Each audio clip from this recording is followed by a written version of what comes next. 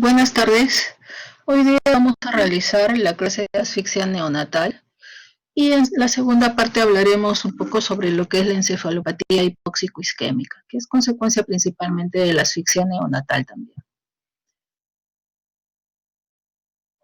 Sabemos que la asfixia es uno de los episodios, uno de los más importantes, diríamos, en la atención neonatal y en este caso en la atención perinatal, ya que puede ocasionar una gran limitación en la calidad de vida de muchos de nuestros neonatos, como vamos a ver luego en los porcentajes. Entonces, es importante saberlo para también saber cómo tratarlo y disminuir las secuelas que puede traer este problema. ¿Cómo se define la asfixia? Como un síndrome secundario a hipoxia intrauterina que genera depresión cardiorrespiratoria, cianosis y palidez secundaria a hipoxemia o isquemia tisular. Dicho más claro, es, diremos, un cuadro clínico de hipoxia, ¿no? Que puede ser de causas maternas, perinatales o neonatales, ¿no? Que va a llevar a depresión cardiorrespiratoria, con todas las consecuencias que puede traer esto. Para definir bien y saber diferenciar de repente qué es hipoxia, qué es hipoxemia, etcétera, vamos a ver que la hipoxemia es la disminución del contenido de oxígeno en sangre arterial, mientras que la hipoxia también es disminución del contenido de oxígeno, pero en los tejidos periféricos. Y acidosis, que ya ustedes lo tratan continuamente y en los diferentes cursos que han podido llevar, bueno, es la alteración donde hay demasiado ácido en los líquidos del cuerpo. En realidad, obviamente, es lo opuesto a una alcalosis, ¿no? Donde hay exceso de bases en los líquidos corporales, diremos. ¿Cuál es el objetivo general de esta clase, diremos? Realizar un adecuado manejo de las complicaciones que se puedan presentar luego de la reanimación y evitar aumentar así el daño de múltiples órganos. Y en objetivos específicos, manejar esta asfixia como un evento con compromiso multisistémico, ¿no? Teniendo en cuenta cada órgano comprometido.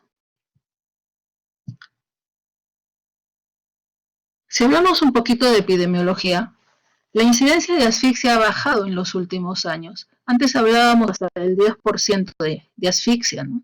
Ahora tenemos que se presenta en 0.5 a 1.5% de los nacidos vivos. Y también se sabe que es inversamente proporcional al peso y a la edad gestacional. Entonces se presentará más asfixia y de mayor gravedad inclusive en los prematuros que en los bebés a términos. Si hablamos ya de lo que es la encefalopatía hipóxico-isquémica, se sabe que esta se presenta en 2 a 9 por cada 1000 nacidos vivos. Y esto es bastante importante determinar.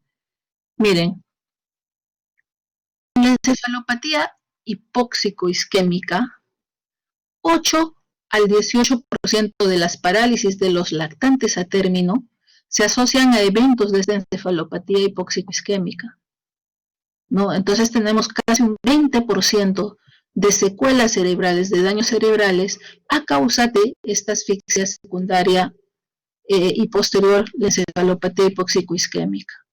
Si hablamos de esta encefalopatía hipóxico-isquémica leve, esta va a producir 6 al 24% de retardo en el desarrollo psicomotor.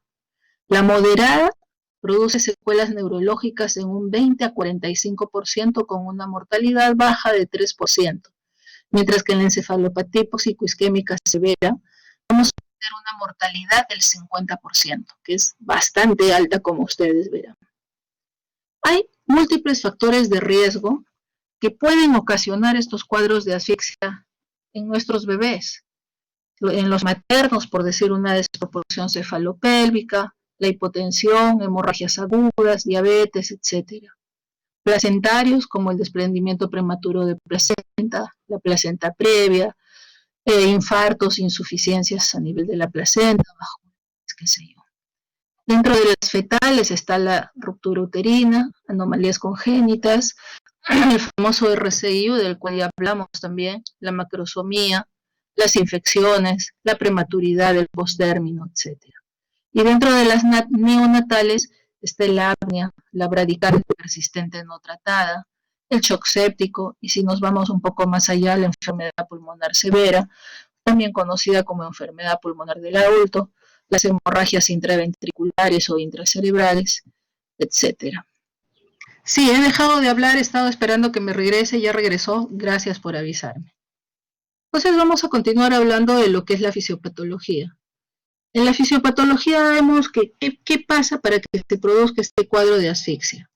Lo que va a haber en nuestros bebés es una disminución del flujo sanguíneo, disminución del flujo placentario y disminución del flujo fetal, todo lo cual lo va a llevar a alteraciones en el intercambio que hay entre el feto y la placenta. ¿Intercambio de qué? De CO2. Y esto nos va a llevar a bradicardia, hipoxemia, hipercapnias y acidosis. Y por ende, a la famosa asfixia perinatal, donde vamos a encontrar aumento de noradrenalina y ACTH, aumento de vasopresina, va a haber una redistribución del gasto cardíaco, entonces puede haber alteraciones a nivel del sistema nervioso central, cardiovascular, respiratorio, renal, intestinal. Esta bradicardia, hipoxemia, la hipercapnia, de lo cual hemos estado hablando, lo que va a llevarnos es a una isquemia tisular con redistribución del flujo, ¿no? Y lo cual va a llevar también a alteraciones a nivel de piel, pulmón, riñón, intestino, cerebro, miocardio y suprarrenal, que son los últimos, diremos, en alterarse. ¿Por qué? En la asfixia, ¿qué pasa?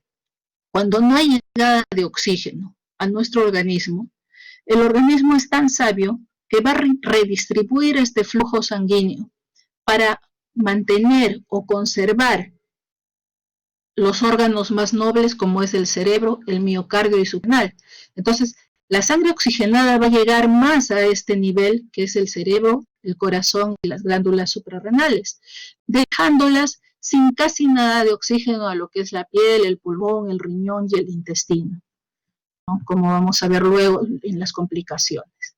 La Academia Americana de Pediatría y la de Obstetricia y Ginecología, también americana, definen la asfixia de esta forma, por 4 puntos diremos.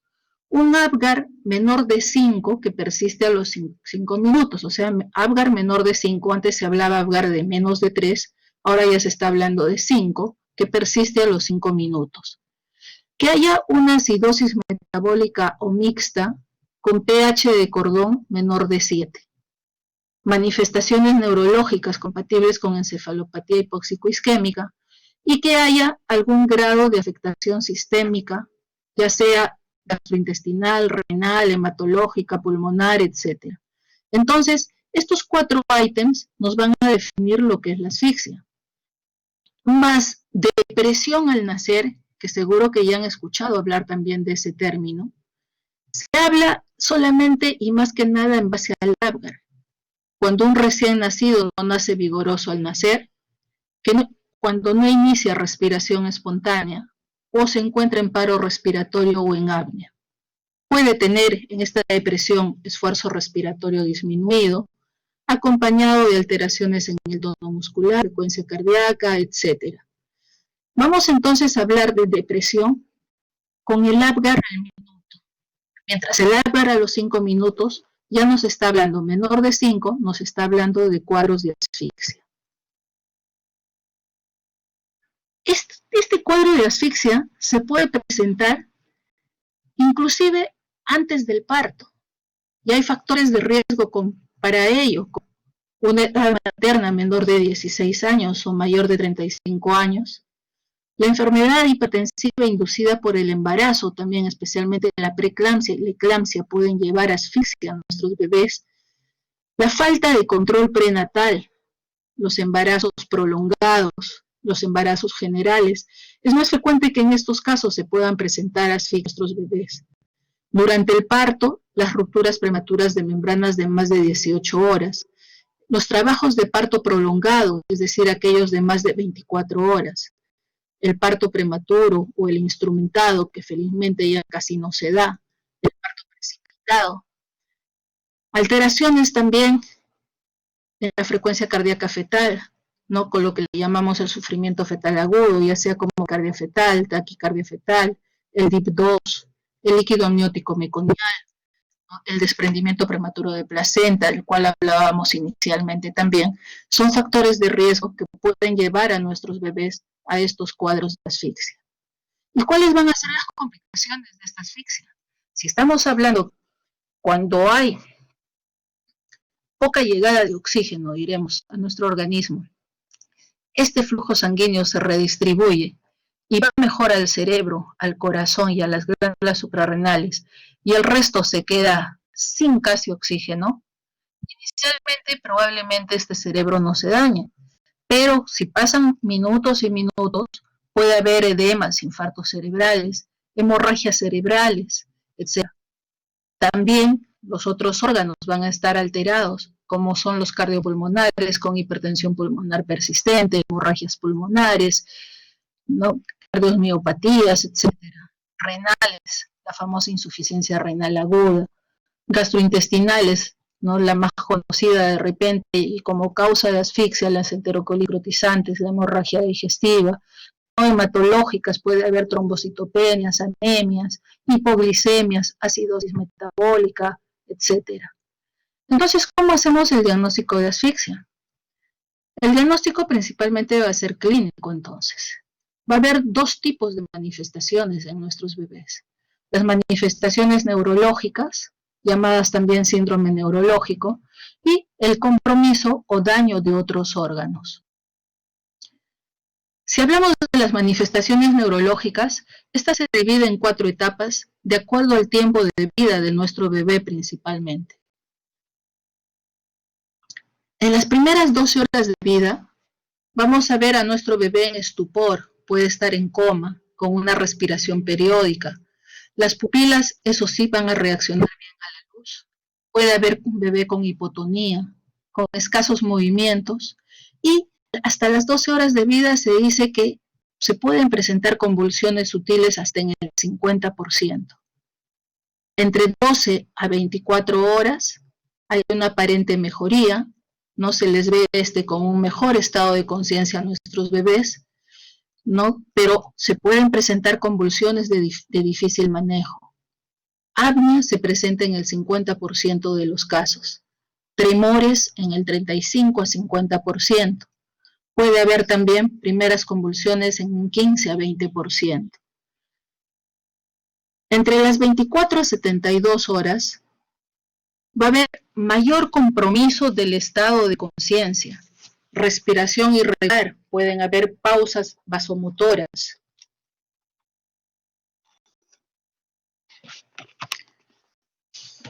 Pupilas, acá sí ya las vamos a encontrar fijas y dilatadas. Miosis, en casos menos severos, y generalmente entre las 24 a 12 horas, lo que se va a apreciar principalmente es que pueda producirse acá y en este periodo la muerte cerebral y las hemorragias intraventriculares, principalmente en los prematuros. Después de las 72 horas ya hay una mejoría del estado de conciencia, ¿no? Aunque todavía el paciente va a estar normal. Puede haber problemas con la alimentación, como anormalidades en la succión, problemas de deglución y movimientos de la lengua. Frecuentemente estos bebés necesitan alimentación por sonda y también se puede apreciar una hipotonía generalizada e hipertonías que son menos frecuentes que las hipotonías. Entonces, miren, todo el cuadro neurológico, diremos, que puede presentar un bebé posasfixia. Entonces, el diagnóstico vamos a hacerlo con la historia clínica, buscando factores de riesgo maternos, anteparto, intraparto, etcétera, más la evolución de las complicaciones que haya tenido este bebé.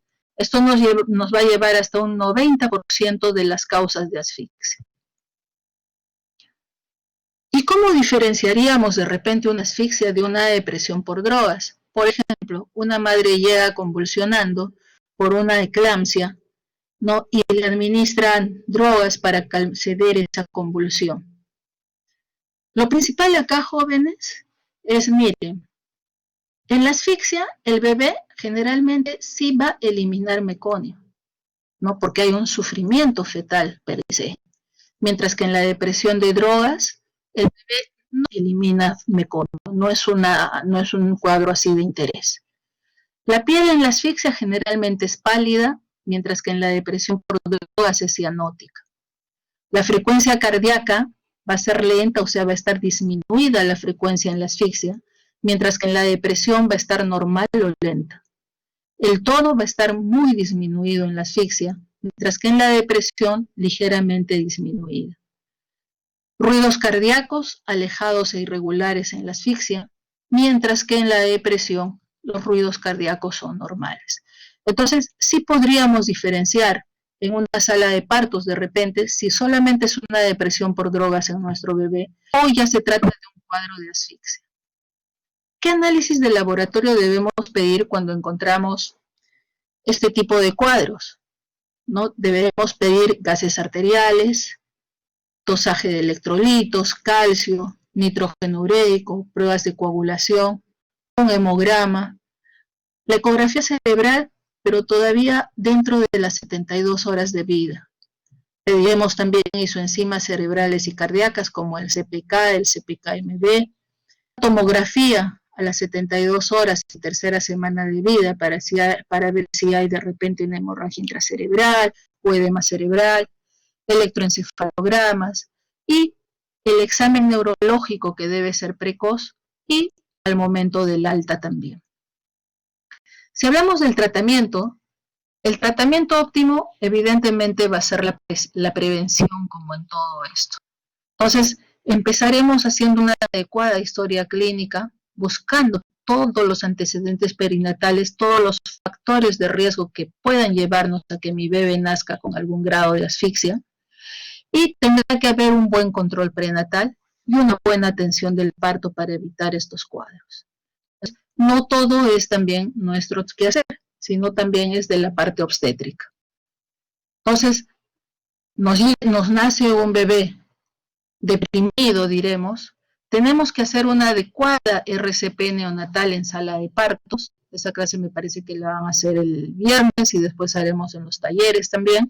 Y medidas generales en nuestro bebé para evitar problemas, como colocar la cabeza en la línea media, manipulación mínima y cuidadosa, ver bien una adecuada termorregulación. Ustedes ya saben por qué mecanismos un recién nacido pierde calor, entonces prevenir esas pérdidas de calor, monitorizar la presión arterial, frecuencia cardíaca, frecuencia respiratoria, oximetría de pulso, medir la diuresis, en caso lo requiera, colocar asistencia ventilatoria mecánica, vigilar causas de hipotensión como el shock cardiogénico, las apneas, mantener un pH sobre 7.25, hablábamos en asfixia que el pH estaba menos de 7.0, mantener la glucosa, el calcio dentro de valores normales de nuestros bebés para prevenir y evitar mayores complicaciones. El pronóstico evidentemente es difícil de precisar, pero sí podemos hablar de factores de mal pronóstico, como una encefalopatía hipóxico-isquémica grave, convulsiones precoces y prolongadas, insuficiencias cardiorrespiratorias, electroencefalogramas, ecografías cerebrales anormales, examen neurológico anormal al momento del alta. Y sabemos que las secuelas más características son la parálisis cerebral, las convulsiones, ¿no?, desperceptuales, retardo psicomotor. Bueno, ya deben estar medios aburridos. Y vamos a hablar sobre la encefalopatía hipóxico-isquémica, que es una secuela en realidad de lo que es la asfixia. Se define como el daño producido al encéfalo como consecuencia de uno o varios eventos de asfixia en el periodo perinatal. Las manifestaciones clínicas se encontrarán en relación a la intensidad de la asfixia que haya tenido este bebé. Dijimos que se presenta esta encefalopatía en 2 a 9 por 1000 nacidos vivos. La OMS habla de que la asfixia se presenta en 10.5 por 1000 nacidos a término.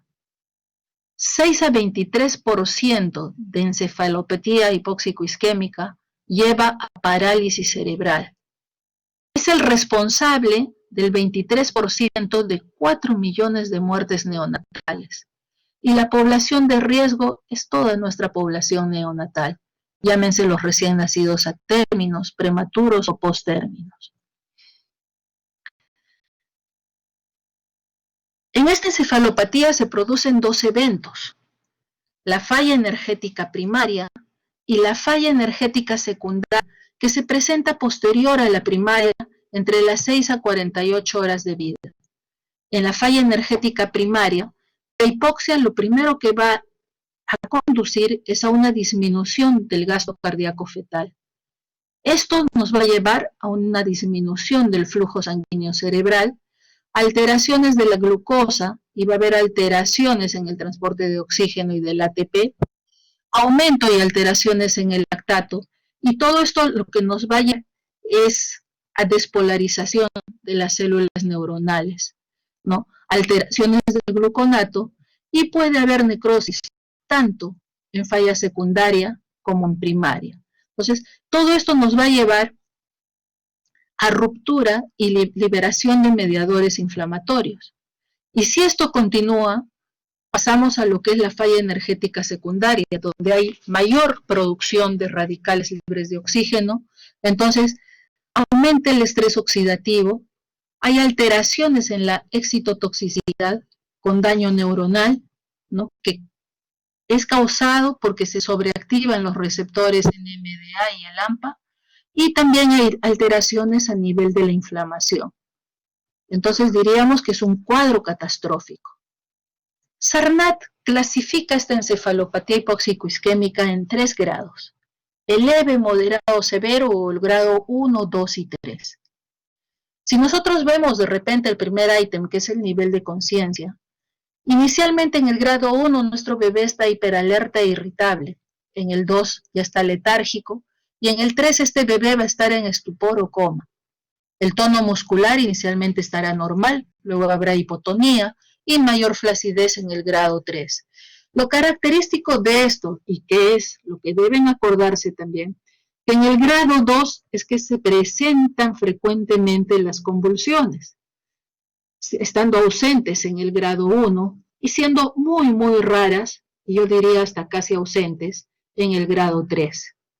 En el leve, esta encefalopatía dura menos de 24 horas, el grado 2 de 2 a 14 días, y en el grado 3 puede durar de horas hasta semanas de vida de nuestro bebé. Este es un cuadrito bastante interesante que nos habla de la caracterización clínica de la gravedad de esta encefalopatía hipóxica. Hablamos en el grado leve, y siempre lo divide este cuadrito en el A y en el B, ¿no?, que dura menos de 3 días, se dice leve, donde la capacidad para despertar es normal. Puede haber hipotonía global, es más en la distribución proximal superior, ¿no?, respuestas motoras normales o ligeramente disminuidas, y una reactividad normal, o puede haber hiperexcitabilidad con reflejos osteotendinosos aumentados, tremores o mioclonos. En la moderada, ya mi bebé dijimos que iba a estar letárgico o con estupor moderado, hipotonía global, respuestas motoras disminuidas, pero con calidad normal. Ya en este caso, mire, en el leve había reflejos osteotendinosos aumentados, en el moderado ya vamos a reflejos osteotendinosos disminuidos. Acuérdense de que acá ya hay convulsiones aisladas o repetitivas. En el grado severo, vamos a ver de que el bebé ya está en coma o estupor severo, con hipotonía global. Hay un tono muscular, respuestas motoras, ausentes o estereotipadas. Convulsiones puede haber o estado epiléptico, reflejos primitivos ausentes. O puede haber también signos de disfunción del tallo cerebral. No es otra forma de clasificar de repente, diferente a la de Sarnat. El cuadro clínico es multisistémico. Si hablamos de multisistémico, no solamente va a afectar la parte del sistema nervioso central, esta encefalopatía. Puede también alteraciones cardiopulmonares, como dificultad respiratoria, hipertensión pulmonar persistente, hemorragias pulmonares, hipotensión, bradicardia, hipertensión en nuestros bebés. También hay problemas renales como liguria, llevando a insuficiencia renal aguda y al cuadro más profundo, diríamos, en este problema renal, que es la necrosis tubular y medular renal. Alteraciones hematológicas como citopenias, coagulación intravascular diseminada, anemia, policitemia, leucocitosis transitoria. Entonces es un daño orgánico multisistémico el que vamos a ver en este tipo de cuadros.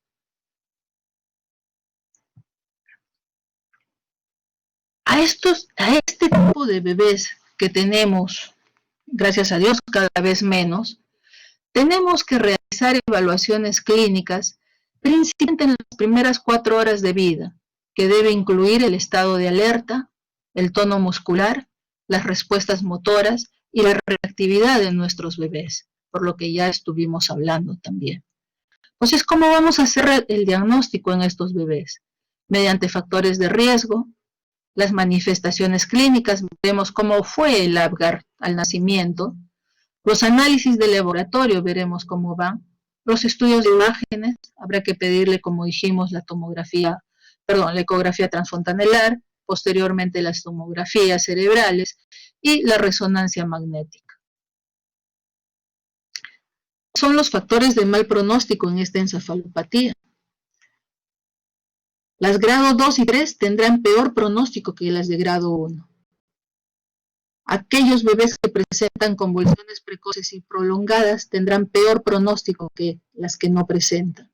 Insuficiencias cardiorrespiratorias, electroencefalogramas anormales y examen anormal al alta. El tratamiento de esta encefalopatía va a ser entonces este tratamiento también multisistémico, de acuerdo a los órganos que se hayan dañado. Ahora se postula mucho y vamos a tratar un poco de lo que es la hipotermia terapéutica. Si hay convulsiones deberemos usar anticonvulsivantes, que ya saben que el anticonvulsivante de elección para nuestros bebés con convulsiones es el fenobarbital. Si no cede, usaremos la fenitoína, el lorazepam, el midazolam. Hay propuestas ahora de tratamiento con eritropoyetina, opioides, oxígeno en menor grado. Habrá que administrar la cantidad suficiente de líquidos y electrolitos. Mantener una euglicemia, controlando los niveles de glucosa. Habrá que restricción hídrica, ya que estos cuadros de asfixia, cuando uno les administra mayor cantidad de líquido, nos puede llevar también a una secreción inapropiada de hormona antidiurética. Y en caso que no haya una adecuada tolerancia gástrica, habrá que administrar nutrición integral.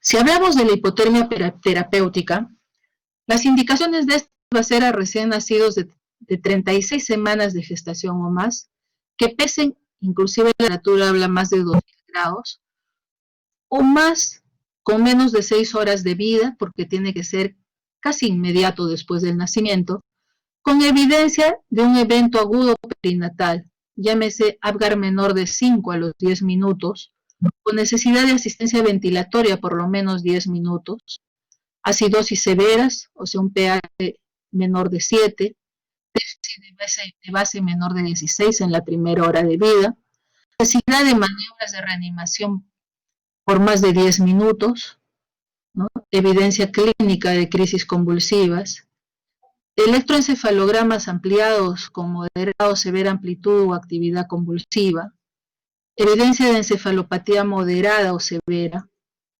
¿no? Letargia, estupor, coma, posturas anormales, reflejos anormales, hipoactividad. Entonces, es para estos niños, y acuérdense, menores de 36 semanas, es todavía difícil ahora de administrar este tipo de hipotermia terapéutica, que hay diferentes formas de administrarla. ¿Qué va a hacer esta hipotermia? ¿Cuáles son los mecanismos por los cuales actúa esta? Se sabe que en estas encefalopatías dijimos que podría haber problemas de toxicidad, o sea, hay retraso en la despolarización de la membrana, hay estrés oxidativo, ¿no? Con disminución en la producción de óxido nítrico, disminución en la producción de oxígeno, ¿no? Daño en la barrera hematoencefálica.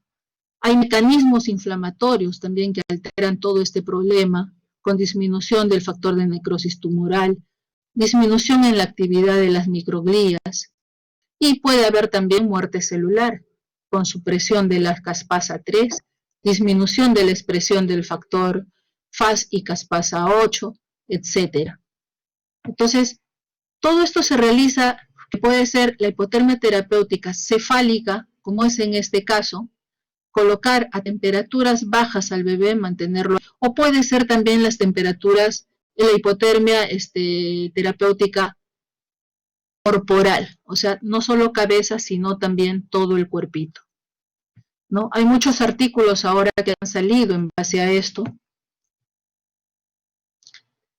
y aunque todavía hay mucho que caminar en cuanto a esto.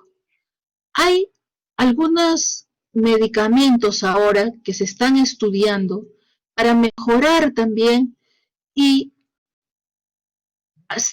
tienen algún mecanismo, diremos, neuroprotector frente a estas encefalopatías hipóxico-neonatales.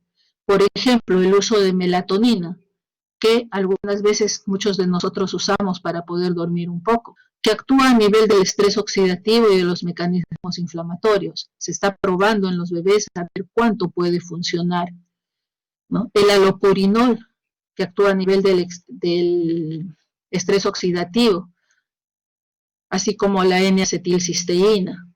Hablábamos del eritropoyetina en antes, ¿no? Que actúa a nivel de la muerte celular y la neurogénesis. Y ahora mucho se está estudiando también sobre lo que son las células madres, para ver cuánto nos pueden ayudar en esos casos de encefalopatía hipóxico-isquémica.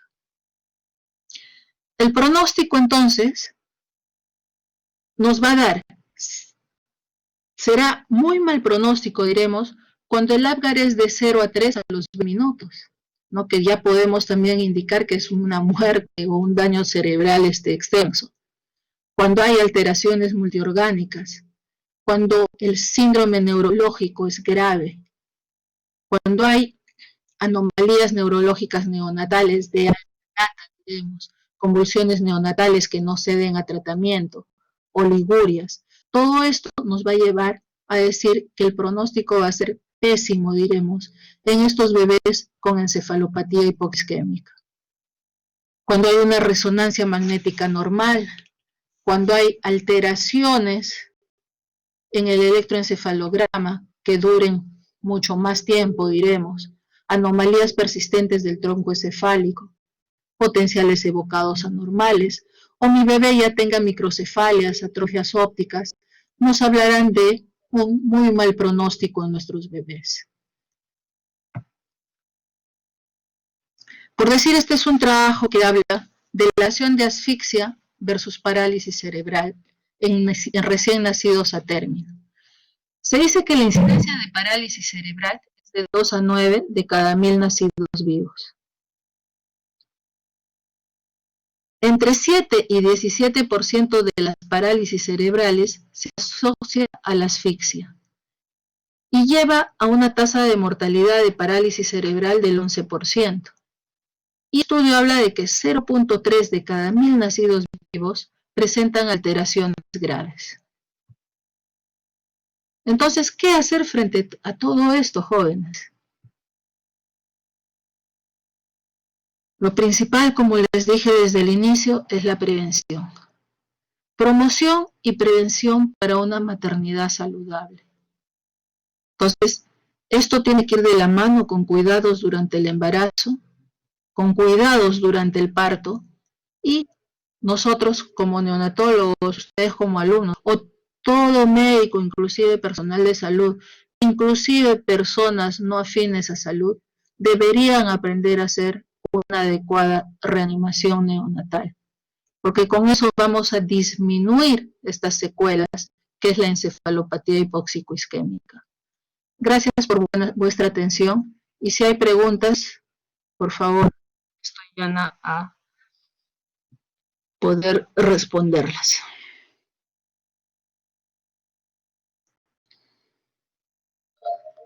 Sí, Julio. Doctora, disculpe, usted mostró la clasificación de Sarnat y otra de acuerdo a su parte clínica. ¿Se hacen un contraste? O sea, ¿son parecidos? O... Son bastante parecidos. De repente, en lo que son convulsiones, si ustedes, si te acuerdas, inclusive en la encefalopatía hipóxico-isquémica grave, la clínica habla de que sí podría todavía presentarse convulsiones. Pero la misma lógica nos dice, ¿no? Si mi bebé ya está en coma, lo más probable es que ya no presente convulsiones, sino que más bien esté con una hipoactividad terrible, una hipotonía terrible, que luego no llegue a presentar las convulsiones. Entonces, lo principal es, y hasta ahora todavía seguimos guiados en lo que es la clasificación del SARNAT, y que en el grado 2 o moderado es que es donde más se aprecian estas convulsiones. Ok, doctora, gracias. ¿Ya? ¿Alguna otra pregunta? Doctora, disculpe. Doctora, Sí. dentro de las alteraciones multisistémicas que había mostrado, ¿hay alguna de inicio temprano dentro de todas ellas? Y bueno, y si hay un indicador para medir cada una de ellas. Por supuesto. Las alteraciones cardiopulmonares son las de inicio probablemente temprano conjuntamente con las neurológicas, ¿no? Encontramos bebés con dificultad respiratoria, con tendencias a la bradicardia, taquicardia, etcétera. Lo que hay que pedir es pruebas, diremos, iniciales para ver primero y descartar el grado de asfixia, y de la mano a esto pediremos, dijimos, gases arteriales, pediremos lo que es glucosa para medir la glicemia, habrá que pedir, ver función renal, o sea, urea, creatinina después de las 12 horas de vida, las isoenzimas, el CPK-MB, para ver cómo está ese corazón, habrá que pedir si hay dificultad respiratoria, la radiografía de tórax, transaminasas para ver cómo está ese hígado, ¿no? Y de repente la más tardía, la complicación más tardía es la enterocolitis necrotizante. Generalmente y esta se presenta más en prematuros y es después de la semana de vida, como van a ver en la teoría, ¿no? Entonces, pedir cómo está para ver si hay algún daño en cada órgano. Eso sí nos ayuda a ir determinando si realmente este bebé está haciendo algún cuadro más o gracias a al RCP, esto lo hemos podido cortar a tiempo.